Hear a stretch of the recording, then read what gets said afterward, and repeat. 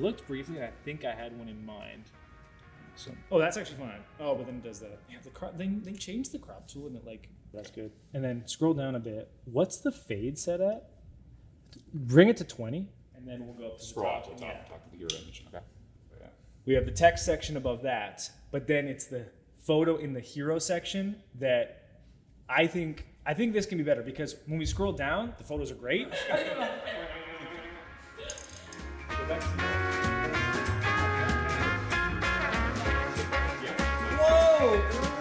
Yeah, I asked you all on Instagram, what are your church website red flags? And the number one response was stock photos. And you know what? I am so proud of everyone that gave that answer, because it is 100% correct. Really, your church's website has 3 responsibilities in this order: inspiration, information, and invitation. You saw Kyle and I working on that makeover before, trying to figure out what photo we were going to put at the very top of that church's site. Why? Because we can communicate in an instant with a photo what would take paragraphs worth of text. In fact, Google has research on this that they've published, demonstrating that in 0.05 seconds, visitors are forming opinions about your website. Well, what elements on the site are informing that opinion? Not text, not in that short of a time. It's the visuals. And so we have a very simple philosophy when we're building church sites that I continue to emphasize to the team: show, don't tell. As a matter of fact, Alex, can you bring me that foam board? Nice. So this is a demo church website that we built using our software Nucleus. Of course, it's not a real site, it's a foam board version of it. But if you recall, our church website's 3 responsibilities: inspiration, information, and invitation. When you look at this hero section at the top of the site, where is your eye drawn to first? Well, the smiling person, of course. That's inspiration. Next, we have our big introductory headline. That's information. And then finally, our primary call to action buttons. That's invitation. Let me tell you about one of the crazier bits of research I ever came across. It was from researchers at University College London. And what they found was, by adding photos of smiling people to websites that had low trust, just by doing that, they were able to increase the trustworthiness of that platform. So how does that apply to church websites? Well, if we think about the state of institutions right now, we know that trust in institutions, churches included, is at a 50-year low, basically. So when someone comes to your site, their guard is up. How do we begin building trust with those first new visitors? All we have to do is add photos of smiling people from our church to the site. The key? They have to be real people from our church, not stock photos. And this is why when we design sites, big photo containers are the backbone so that we can put these beautiful photos of the church inside. This is why the first step in every makeover that we do for a church is to send a photographer in person to the church's location to capture a weekend service. We cover all the costs, and then we take this fresh batch of new, beautiful photos, and we use that to build out the church's new website. And if there's one more thing that I can say about why I love this approach to website design for churches, it's this. When the backbone of your site is beautiful photos of your church's community and that essence, your church's website will never look like another church's website. Your church is a one of a kind, and we think your website should be as well.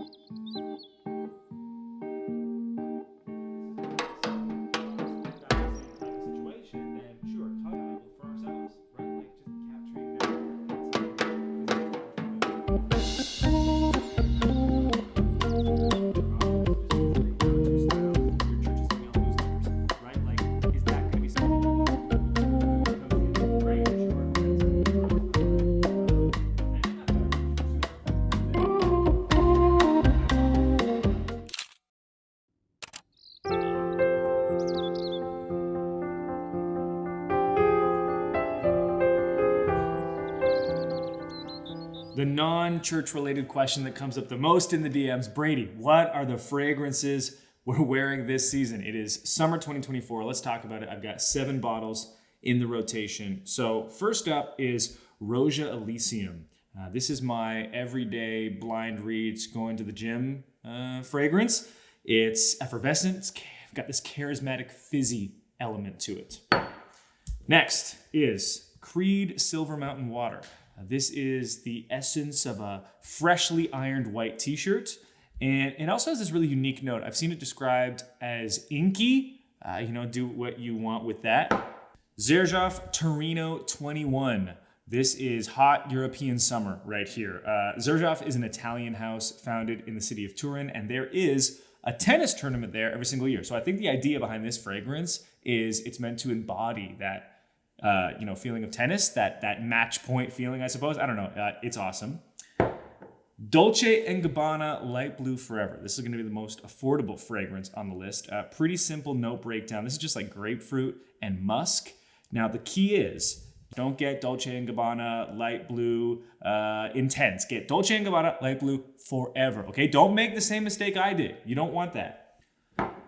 Creed Royal Water. Okay, this is the yacht fragrance. Have I ever been on a yacht? No, but just imagine that you were. It's a hot, sunny summer day. You've got a white linen shirt on. There's the breeze through your hair. What are you wearing? You're wearing Creed Royal Water that day. Okay, down to the final 2 fragrances in the summer rotation for 2024.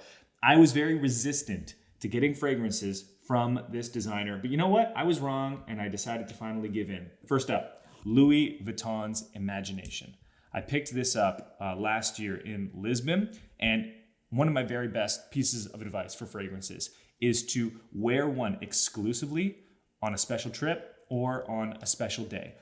I can't explain the olfactory magic that happens when you pair a certain scent with this great memory. And I can't even articulate to you the magic and the feeling that you'll get from doing it, but I highly recommend that you do. This is a lot of citrus, but it's got this backbone as well. It's masculine, it's divine. Can't recommend it enough. And then finally, Louis Vuitton Pacific Chill. One of the big challenges with summer fragrances that every single one of these has is longevity. There's just something about the ingredients used in warm weather fragrances that don't typically have the same staying power and projection as the ingredients used in cold weather fragrances. So when you find fragrances that last long and they project and they remind you of warm weather, and they're a good fit for that, that's really special. I will say, this is my most unisex fragrance of the 7. These all lean pretty heavily masculine. This one's a bit more neutral, but what I will say is, it's my wife's favorite. So, take with that what you will. It's got the juice, it's very special, and I will be wearing it a lot this summer.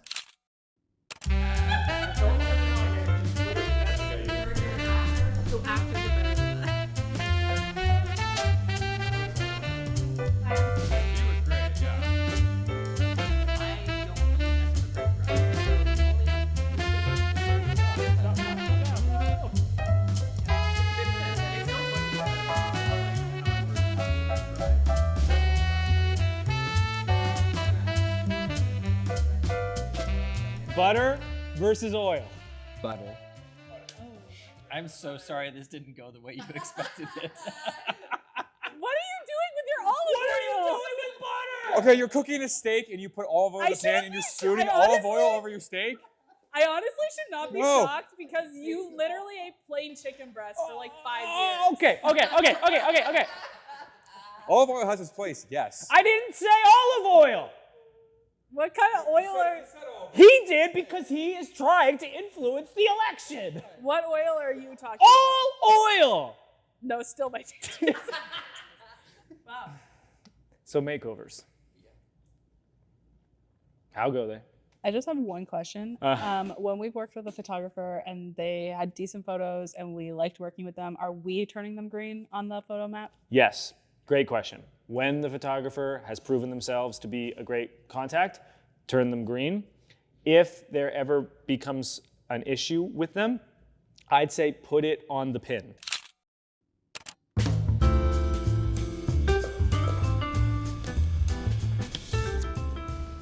So our goal is to complete 1,000 free church website makeovers by the end of 2025. To meet that goal, we have to be moving at roughly 50 new makeovers completed per month. We're confident we can hit that pace, but we also expect demand to be quite high. So if you want your church to get a free website makeover, here's what you need to do. go to nucleus.church. There's a big purple button at the top of the homepage that says free makeovers. If you click on that, you'll land on the makeover page, and on that page you can join the waiting list. We're going to be reaching out to churches in the order that they're on the waiting list. So the sooner you get on, the sooner that you'll hear from us. When you do hear from us, it's very important that you respond quickly and fill out the application that will be linked in the email we send in full. Otherwise, we'll have to move to the next church on the waiting list and you'll lose that spot.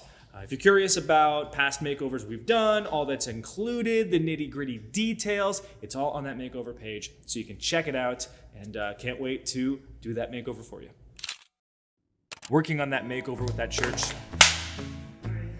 I knew it was gonna happen, but I was like, if I hold it, it's gonna look silly. Yeah, that's right. Back? We just have to get fuel, so like, Are you sure that one's yours? it doesn't matter.